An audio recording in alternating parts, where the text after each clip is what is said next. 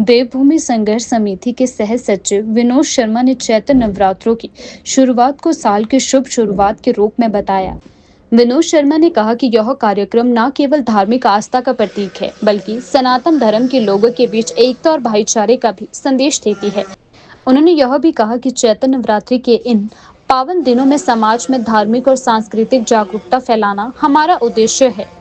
इस कार्यक्रम में बड़ी संख्या में लोग, महिलाएं और बच्चे और बुजुर्ग शामिल होंगे। देवभूमि संघर्ष समिति ने इस आयोजन के माध्यम से यह संदेश दिया कि नवरात्रि के पावन अवसर पर धर्म, संस्कृति और एकता की भावना को और मजबूत किया जाना कितना ज्यादा जरूरी है।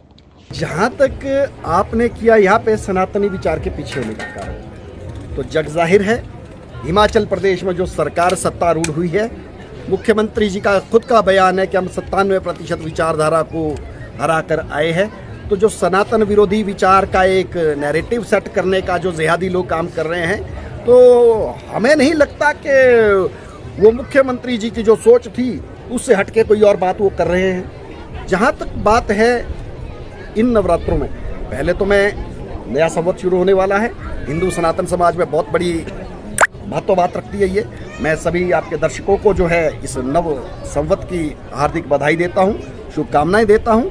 जहाँ तक प्रश्न है इन नवरात्रों में देवभूमि संघर्ष समिति के कार्यक्रमों का, तो कल हम पूरे प्रदेश में विभिन्न जिला केंद्रों में महायज्ञ का आयोजन करने जा रहे हैं। और इस महायज्ञ के आयोजन के पीछे जो सोच है वो सोच यही है कि जो हिमाचल प्रदेश में सनातन विरोधी सरकार और प्रशासन जिस तरीके से सनातन विरोधी कार्य कर रहा है, कृत्य कर रहा है, ईश्वर उन्हें सद्बुद्धि दे। और जो जिहादी मानसिकता के लोग सनातन समाज के खिलाफ एक नैरेटिव घड़ने की तैयारी कर रहे हैं, चाहे उसी कड़ी में जो ताज़ा तरीन ऑकलैंड स्कूल का भी एक उदाहरण। देखिए, मैं इस कड़ी को, पूरी कड़ी को एक जिहादी मानसिकता के लोगों द्वारा एक नैरेटिव घड़ना मानता हूँ। इस प्रकार के जिहादी लोगों को सद्बुद्धि मिले, इस महायज्ञ में हमारी ये भी कामना है। और जो शिमला में इस महायज्ञ का कार्यक्रम है वो हम संजौली में करने जा रहे हैं। संजौली में इस महायज्ञ में आहुतियाँ डालने के पश्चात पूरा जो सनातन समाज है हनुमान चालीसा का पाठ करते हुए, माता रानी का जयघोष करते हुए उस स्थान पर पहुँचेगा जहाँ पर 11 सितंबर को सनातनी समाज संजौली में इकट्ठा हुआ था, आंदोलन हुआ। और उस शांत आंदोलन को कुचलने के लिए प्रदेश सरकार के इशारे पे जिला प्रशासन ने वहां पे सनातनी कार्यकर्ताओं का लहू बहाया।